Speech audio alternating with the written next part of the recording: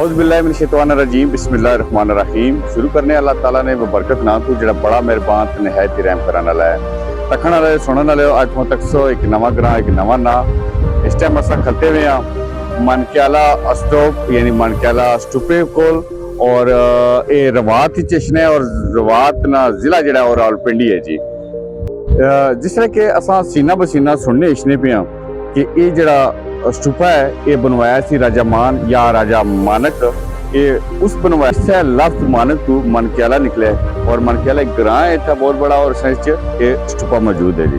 महकमा आसार कदीमा इस स्टूपे ने इर्द गिर्द चारदीवारी बनाई है और इसकी काफ़ी ज़्यादा रेनोवेशन वगैरह की है और काफ़ी ज़्यादा बेहतर हालत मौजूद है। 1930 सोने और चांदी ने सिक्के इथू मिले जी और जेवरात भी सुना इस जगह पे।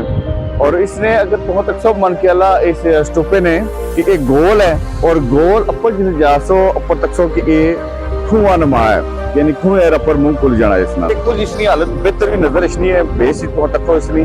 और ये 1891 जिस तरह की एक तरकीब छोटा जो लिखा भी है कि अंग्रेज दौर इसकी दोबारा बहाल किया गया। सीना बसीना जिस तरह की इस इलाके च एक रवायत चली आ रही है कि जेडे महात्मा गौतम बुद्ध जिन्हें के एक शेर ने भुखे बच्चों की अपनी रान ना गोश्त खिलाया है और ये एक रवायत सी और एक उन्होंने बहुत बड़ा एक करामा गिना जाता। कंशक दौर की ये इमारत तकरीबन हज़ारा साल पुरानी है और इसने तुसा तकसो के जेड़ा के बुद्ध मजहब ने हवाले ना जेड़े के कुछ फुल कवल फुल इसने भी नजर रखने ने इसने।